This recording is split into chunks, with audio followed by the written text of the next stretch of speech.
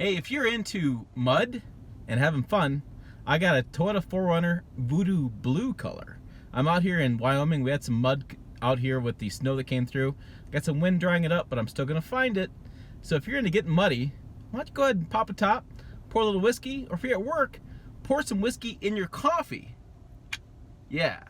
We're gonna go have some fun today, and I'm gonna get it extremely dirty, get rid of this Voodoo Blue, replace it with some muddy brown, and we're gonna see how much fun we can have. So stay with us, we're getting started right now.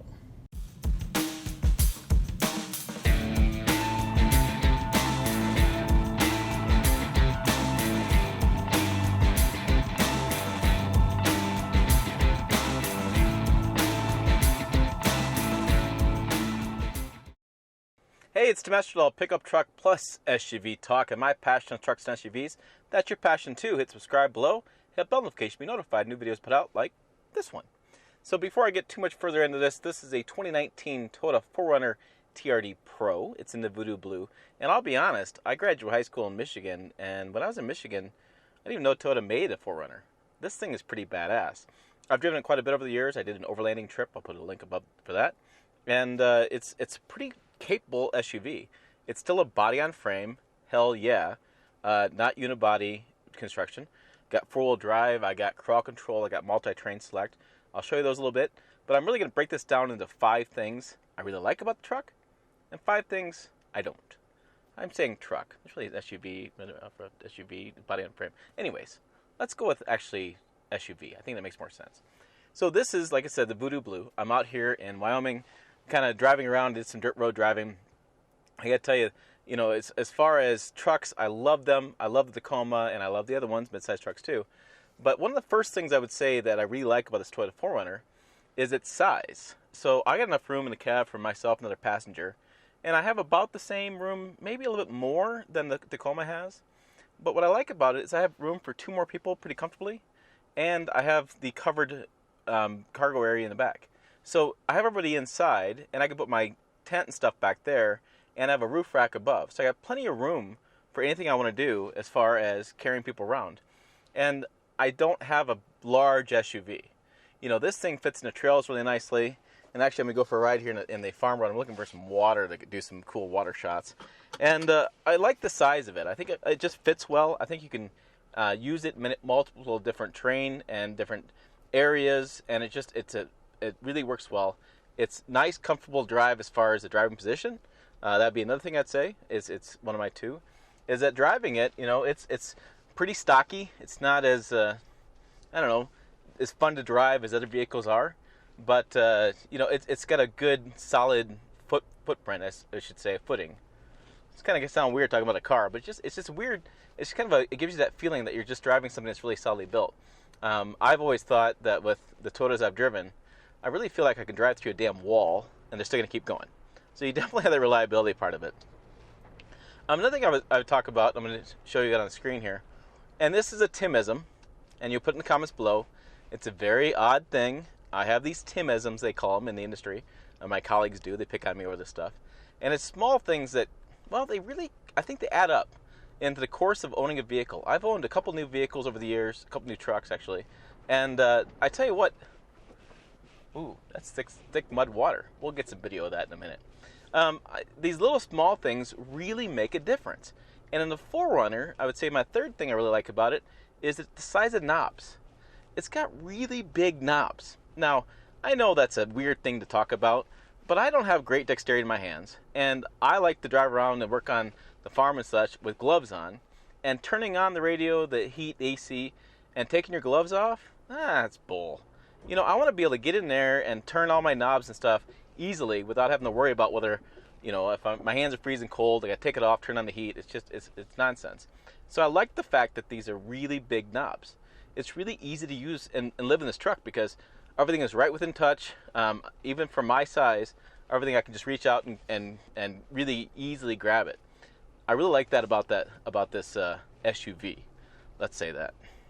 The 4th thing I like is crawl control. And there's been a little debate about this because Ford Ranger has its own system and it's so much quieter than the Tacoma and the 4Runner that I'm in. The 4Runner system sounds like rah, rah, rah, rah. That's what it sounds like. I'll put a video above what crawl control is. What I like about it is I can go off-roading at a speed, and then I can slow down and crawl with as a small speed. And then if I get into a hairy situation or I feel like turning on crawl control, letting it drive for me, I just turn it on. Press the button, I can select the speeds I want, and then it'll drive for me. So usually I use it when I'm going down a hill or up a hill. There is a downhill assist control for a lot of vehicles that does similar things, but this one really controls your speed. It really gives you a lot of peace of mind. All you're doing is steering as you go up and down. All right, my fifth thing on this 2019 Toyota 4Runner is I gotta say the looks. I just think it's just a cool looking SUV. I actually had a guy last night trying to sell me a door alarm system who stopped really to talk to you about the 4Runner. That was his main goal. This thing looks awesome. It just does, right? It's got that coolness to it. It's just got that cool factor, that front end. Yeah, you know, maybe you love it, hate it, whatever. But it's polarizing, which Toyota, oh my God, they made something polarizing. I know it's shocking, but it's going to be cool to look at. The Voodoo Blue stands out. The roof rack stands out. TRD PRO is blacked out. The wheels look cool. The rims look cool. I mean, this truck just emulates cool. It's also really cool, the Voodoo Blue, as I'll show you in a second. Like I was saying, one of the really cool parts about the Voodoo Blue is that you're not going to be that guy at Walmart with your grocery cart going, where did I park? Did I park over there? No, pretty sure it's over here. Gosh, let me do my key fob. I think I can find it. Nope, it's like, pa-pow! There's Waldo. I got ya.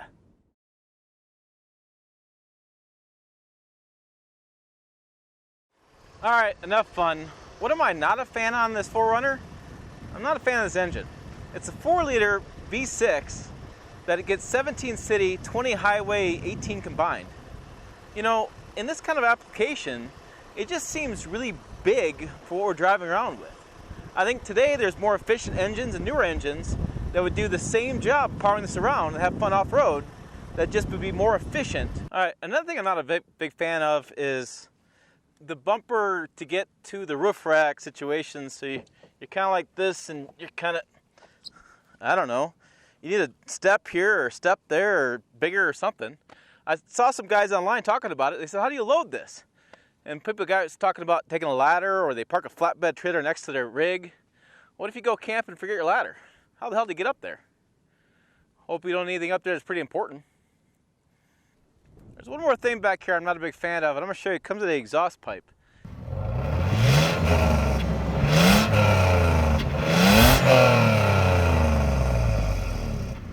Yeah, you hear that sound? You know, the TRD Pro that comes with the Tundra has an aftermarket exhaust system. It's a TRD Performance exhaust. It really sounds awesome. If you're going to go with a big engine, why not give it a great sound too? On the inside, there's just a couple things that kind of get my attention. While I enjoy the big knobs and buttons around the radio and the heating and cooling system, I do think these buttons on the door, for example, could be moved or done better. I'll show you. So the locking button and the window buttons are up here on the door trim, and it's just kind of an awkward spot. I've always thought this is awkward. And I know that they have a limited amount of room, so this is kind of their only choice. But it seems like they could angle these a little bit differently or bring them down a little bit differently. They don't need such a hard line here. And they could have just a better look here. All right, I'm going to get really picky on you, and I'm going to do a Timism, and I'm probably going to hear about it in the comments, but 4Runner fans know this truck hasn't been, well, updated in a long time. Or SUV, I said truck, didn't I? It hasn't been updated in a long time.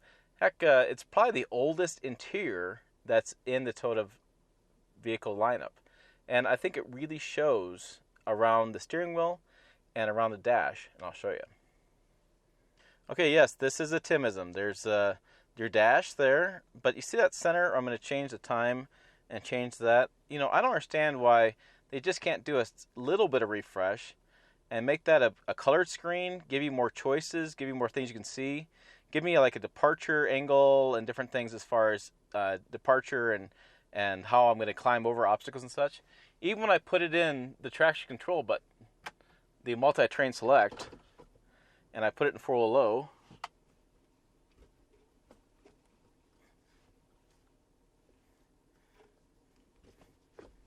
there we go.